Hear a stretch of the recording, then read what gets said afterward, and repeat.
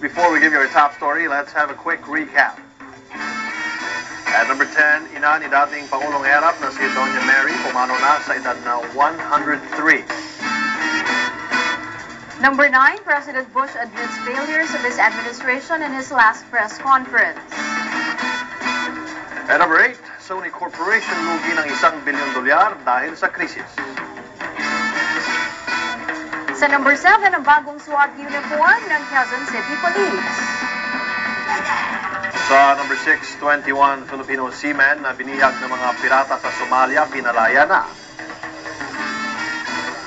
Number 5, State Prosecutor John Rezado nagsampa ng libel case laban sa ilang opisyal ng PIDEA at 2 broadsheet.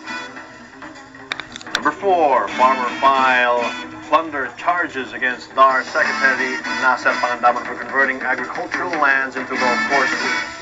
Number 3, ilang miyembro ng oposisyon na planong tumakbo sa 2010 elections nagbabalyahan na para makuha ang endorsement ni dating Pangulong Estrada. And number 2, presyo ng kada tangke ng LPG nagtaas ng 22 pesos. Presyo ng gasolina, posibleng twice a week na magkaroon ng adjustment.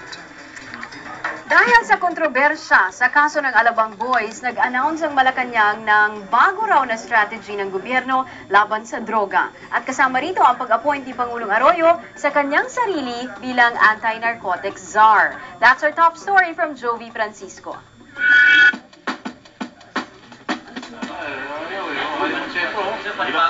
May mga pagbabago sa estratehiya ng gobyerno kontra sa droga. Kaya naisip ng palasyo na mismong Pangulo na ang manguna sa labang ito bilang pansamantalang anti-drug czar.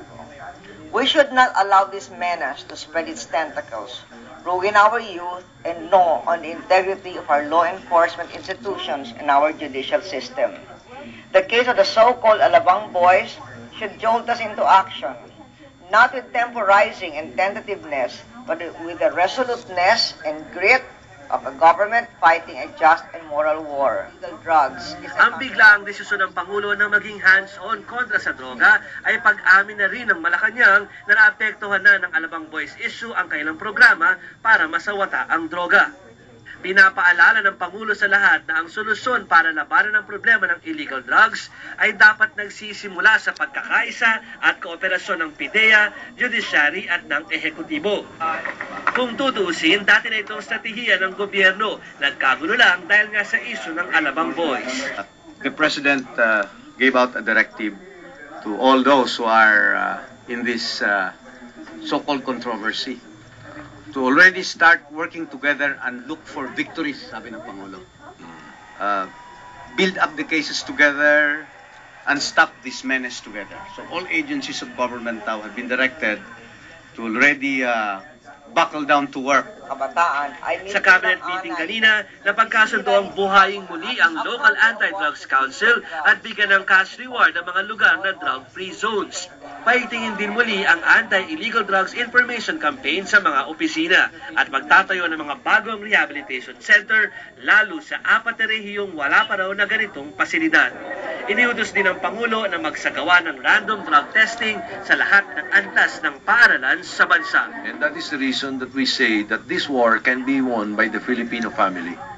Because if we are concentrated heavily on prevention, rehabilitation, that would mean that the entire country is helping, the citizenry is helping, and the bottom line, at the risk of sounding like a broken record, the day we stop buying is the day they stop selling. Hindi lahat kumbinsido na ito ang sagot sa problema ng bansa sa droga. Sabi ni Senator Chisa Escudero, baka mapahiya lang ang gobyerno kung hindi kakayanin ng Pangulo ang trabaho ng drug czar. Pero ito na raw ang pinakamabuting solusyon na nakikita ng palasyo sa ngayon. Jovi Francisco, The Evening News. Pabor ang maraming magulang at teachers na